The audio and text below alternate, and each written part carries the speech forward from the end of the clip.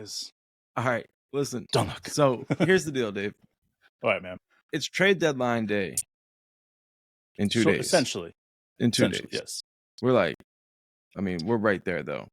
By tomorrow, we'll be saying isn't it like noon now? They changed it to not be midnight or something like. So, I do it's believe right around the corner. So, of course, people are talking about Thunder trades. So, obviously, there's the one we talked about last time that we agreed it's not happening, so we can get over it. But let's talk about the other ones. The other ones that could happen. First name that comes to mind, Bertans. For good reason. Okay. I do think he has 2 years left on his contract. I think he's more valuable next year as an expiring contract. So that's one of the reasons I think that we might keep him. I could be wrong about all of this information, Dave. Who are you thinking might be available? I know you put a lot more thought into this. What's up, Mwani? What's up, buddy? The reason I've put a little bit more thought into this, it's just because I've had a lot of time on my hands. Let's be honest. I've been enjoying my break, Mark, and I've letting my brain go crazy on the possibility of trades and what would it take for a trade to happen here in Oklahoma City. First of all, I like to call it the cool 30 million. All right. So if Sam Presti's trying to shave money right now and he's looking at his cool 30 million, you got Bertans, you got Ousmane Dieng, and you got Micic, right? They equaled $30 million. Now you can put in another name blank here or blank there, but you've got this $30 million that is really something that you got to circle. Now, why did I put Ousmane Dieng? Is because a lot of teams are going to want a first rounder from Oklahoma City, which I think Sam is going to be greedy as motherfucker when it comes to its first rounders, not trading it, but they will take a young asset. Ousmane Dieng is a young asset. I think he's due $5.5 million, someplace around there, in salary. So, and he's going to sign a longer contract. And I think you got to look at Ousmane as a $7 to $10 million asset on your team. So, are the Oklahoma City Thunder going to be willing to pay that out? That's up to them. But the reality is that if you're going to make a trade, you've got $30 million that you can play around with.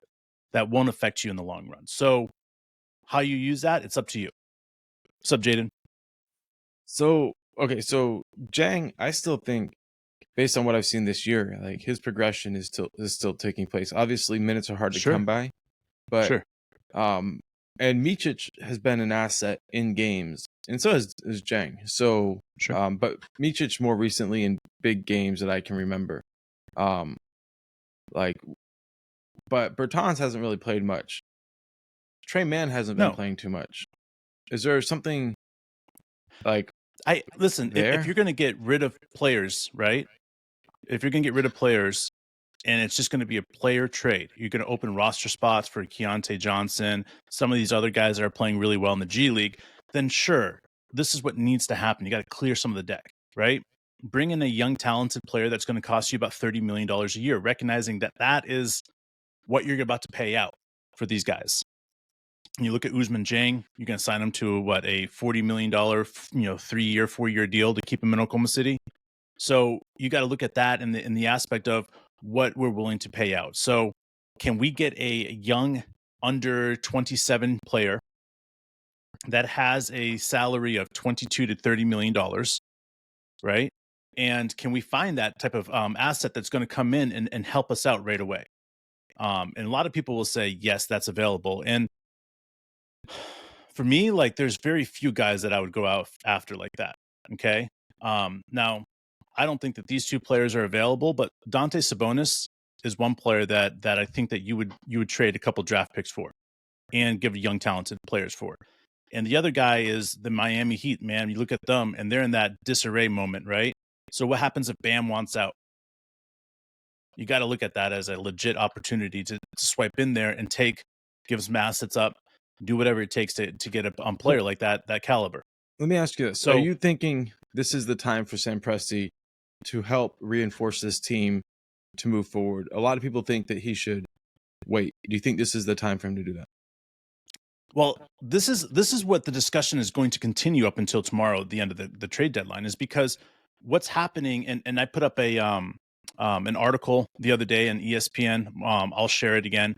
But it's talking about with Bobby Marks, and when he goes into grave detail about what's going to happen with the new CBA and why it's so important that these teams are shedding some of these contracts, right? And they have to get rid of some of these high money, because you're looking at a team like Golden State or whatever that's paying $400 million this year to keep this team together. But next year, it's even worse because of the new way things are going. And these teams, you just can't sit here and say that they're not going to try to make a deal and do something. And if Oklahoma City is sitting in a driver's place to pick up 2 extra first rounds, but they got to give up $30 million, like, why wouldn't they step in and help out a team like that? Like, help out a team that they need to get rid of a player, and you can swing that player across to blank, blank, blank. Like, the new CBA is going to change everything, guys. It's not the typical, new year when it comes to the NBA. You're going to be looking at something that's going to so dramatically impact every single part of the NBA. Bobby Marks, puts it out there, lays it forward. It says you want to have a team that sticks together because that's going to be your most valuable asset. It is draft picks and a team that sticks together. And that's what Oklahoma City is all about right now.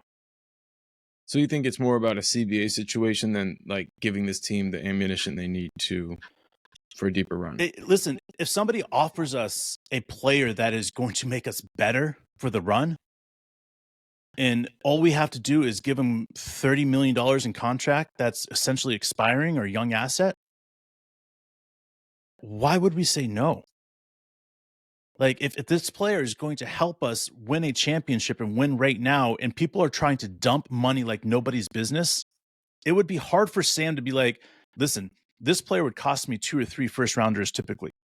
But because people are dumping salaries right and left, I can get them for 2 young assets that aren't going to play very much for the next 2 or 3 years. So who are the teams that are about to hit the panic button? Well, that's, again, why Sam Presti's in the driver's seat. How many teams are going to approach Sam at the panic button, pushing the panic button, and approach Sam and say, we need to get a deal done. We're willing to pay whatever the cost is to get a deal done. So in these situations where Sam would typically have to pay 2 first rounders for a player, you're going to see Sam take 2 first rounders to take that player. It's going to be flopped. So I think you're going to see the Chicago Bulls are obviously in just panic mode. I think the Brooklyn Nets are going to be in panic mode. I think a team like the Blazers, I think you're looking at the Heat are wanting to shed some money because they're not going to be really a playoff contender this year. I think the Pelicans are going to be a team that needs to shed. I also think the Golden State Warriors are the biggest team that needs to shed. And those moving pieces could land Oklahoma City with a sick deal, because they're going to need a third or fourth team to get these deals done. So you're thinking 3 to 4 team deal. The elements that go to the team that's trying to get off money are probably going to be tax relief. The elements of the team taking on the most money are probably going to be some sort of like pick package. And then there's going to be a team that needs to facilitate that by taking on extra players, sending the picks over, and making sure everything just like all the wheels are lubricated, right? That's the Thunder. Correct. And so the Thunder ends up with a guy like Kenny Hustle, or a guy plus that's 2 like first rounders. Mind you that guy. Remember the throwing deal whenever we did we traded Steven Adams, right? We ended up with George Hill and Kenny Hustle. You end up with these extra guys for being a part of these big packages. A few other guys that we didn't end up keeping, but so that's kind of you think that's how we're going to do it. You don't think in any way, shape, or form like we're trying to like fully. We're not seeking. Okay. We're not. I would be shocked if Sam is seeking, because here's the thing about Sam. He doesn't like doing trades mid-season typically. Right. He just doesn't. If you look at his pedigree in the past, he does very few mid-trade seasons, mid-trade players during the season. So it would have to be a situation where it was literally gifted to us. And if you think about the new CBA, this is a time it happens. As a player, it's just like essentially gifted to you just by helping out. Like that's what we're talking about. And Oklahoma City is a perfect place for a player that's like, that's a $30 million player that's not getting the typical love he needs to rebuild his game. To me, like, there's few players out there, but I mean, we played against. I mean, honestly, if I'm looking at it and I'm saying there's a couple players that I'm circling right now that would be in a big time trade, you got to look at some of these young players that came out around the time that Josh Giddey came out. You just got to do it. Scotty Barnes. You got to look at some of these other guys that their teams are rebuilding right now, and they need more draft picks and they need more assets. They need more this and that than they need some players. And I think that what you're going to see is just a natural instinction to get rid of some of the salary caps and make sure that they can stay under. And that's how Oklahoma City is going to land on a sick deal. And it's going to be land because that person is going to be calling up Sam Presti, be like, please, please, please, please, please. And Sam Presti, like, I don't like to do season trades. I don't like to do it. And finally, if that happens, that's the way it's going. This is not Sam Presti picking up the phone call and calling everybody saying, here's my players that are available. I'm willing to trade 2 first-round draft picks. I mean, that is not what's happening right now. It's just not. But in a sense, though, you started out by making an argument that there's up to $30 million in space of players who are basically non-everyday rotational players. And in doing that, you could open up the ability to help any team do pretty much anything, except for Golden State Warriors getting off of all of their deals. You could help them get off of a couple of mistakes, but not all their mistakes. Like, that's a big. But like, you bring up a really good point, because if I'm sitting there and I'm looking at Andrew Wiggins and I'm Golden State Warriors, right? Andrew Wiggins is making someplace around $30 million, right? I'm sitting there saying, who's going to take $30 million? Now, I'm not a huge Andrew Wiggins fan, right? Yeah. But like, if Andrew Wiggins came attached with blank amount of draft picks, I would be a huge Andrew Wiggins fan. Like, it would be a much different thing if like we got paid to take on a salary that pretty much matches up with 3 players that aren't, full-time players. Like, again, we would rehab Andrew Wiggins and trade him in a couple of years and all that other stuff. We could help him land in Charlotte. We hold on to him for the end of the year until we are able to get where he needs to get. My point is that there's so many things that we can do as a team to allow other teams to get off of the money. And we have, I think, $12 or $14 million before we hit the first cap, which we're not going to touch. We don't want to fuck around with that. But if you think about that, that's how much we have, right? On top of 30. So we have a significant amount of room for pay, and it just be a natural move in. And yes, we're going to have to pay, Josh and, Chet and J-Dub and all these other guys. I get it. I totally understand. But anything that happens is going to be a 2-year deal that we're bringing on. It's just going to be a player that's going to take 2 years and then he's gone. And because of that, you can look at this roster and you can say, yeah, there's $30 million right there. Yes, Bertans is an aspiring contract next year, but if you take him on, he's, it's a $17 million, I think it is. So now, you just add the money.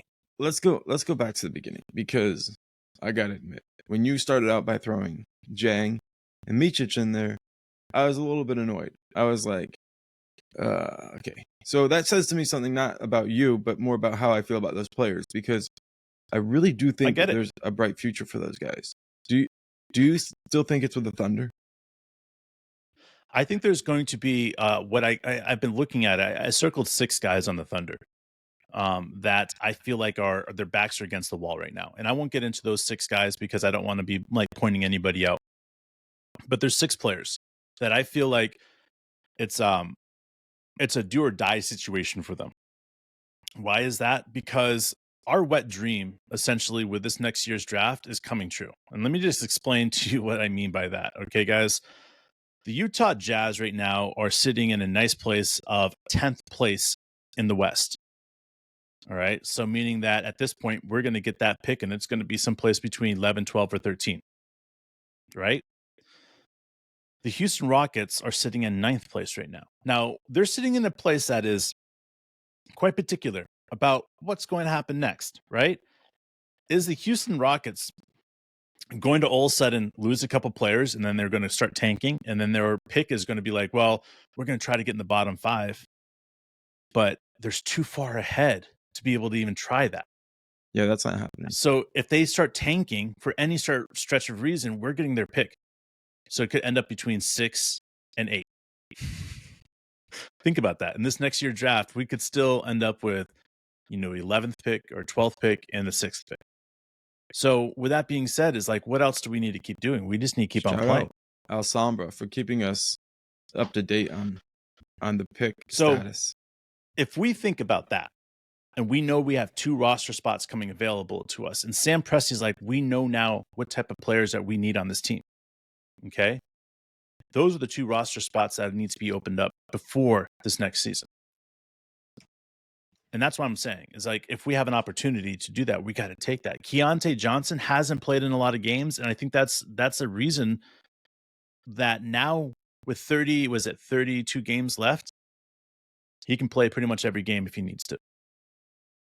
So there's certain aspects of what we're trying to do and what we're trying to build that we have to look at, and we have to say, is this a legitimate thing?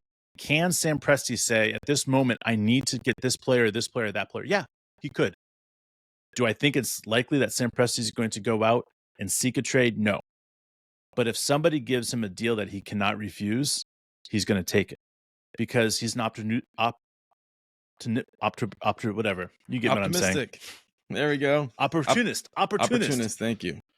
Yes, opportunist GM. He's going to take an opportunity that presents himself to be able to help his team this year and in the future.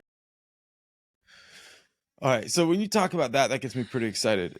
But I'll avoid getting too excited about that until we get a little closer to those picks being solidified. The All-Star game is coming up really fast. Coach D has a chance to coach the All-Star game. No, he's done. He's out of it. He's out of it? Chris Finch has officially taken it. Damn. Yeah, dude. It was it came down to the last game, which was the other night where we went to double overtime. Yeah. And if they won that game, then Chris Finch was in, because it was tied. Head to head was tied. And then it went down to conference play, which they have I think they were 23 and 8 or something like that, and we're 24 and 11 or something like that. So Chris Finch took it over, bro. So fuck that. Anyway, you know what? I got the starter. This is what's even. I'm gonna piss you off. You ready for this? I'm gonna really piss you off. Piss me off. All right. Ant came out and recently just said that Coach Finch is going to take out the mid-range game completely out of the All-Star game. If you go mid-range, he's going to go bench, get in the game. That was a direct strike to Shea, bro. Direct strike to Shea. He was letting Shea know, if you go to your mid-range game, Coach Finch is going to take you out and put me in. Start jacking up threes, man. Remind me of an All-Star game. Does it piss you off, dude? Like Ant is already out there talking shit. Like he deserves to be the one starting and not Shea. Like he's the one that's making what's going to happen next happen. You know, the thing about the Wolves, right, is you would think that they've done something by now. You know what they remind me a lot of right now? Remember how the Grizzlies were just talking so much smack a couple of years ago, dude? And they were out there and they were like, we're the toast of the town. We're going to take over the NBA. They were acting like the Warriors were like, who are you? You know, what? And Clay kept being like, how many rings you got? 1, 2, 3. You know what I mean? Like, what the fuck is that, dude? Like, now we have to deal with the Wolves talking smack. It's okay. It's okay. Like, we know what they look like now when they think they're the front runners for the first half of the season, dude. They put a big target on their back. It's okay. Like, I'm not worried about the Wolves at all. I know a lot of people are starting to get worried about the Wolves. I said it over and over and over again since before the season started. There's nothing about the Wolves that intimidates me in a 7-game series. It is like, if you were to go against the 1990s New York Knicks in a modern NBA 7-game series, would you really be like, oh man, this team is just killer with what they have? It's like, no. Like, that team couldn't keep up with the modern game. Like, the Wolves want to play games in the fucking 80s, bro. If they have like an 85 to 90 score, they call that a good game. This is like whatever. Chris Finch is an excellent coach, but other than that, like I really don't have. He's coaching to the strengths. Yeah, I mean, I don't like. They're not a 7-game series team. They're just not. Like, there's nothing about them the 7-game series team, and the only team that they'll beat in the 7-game series would be if somehow the Lakers slip into the first round. and then they'd be like, "Oh, we beat the king." Like, man, and they probably would talk their way out of that win, just like Dylan Brooks did. I was gonna say, man,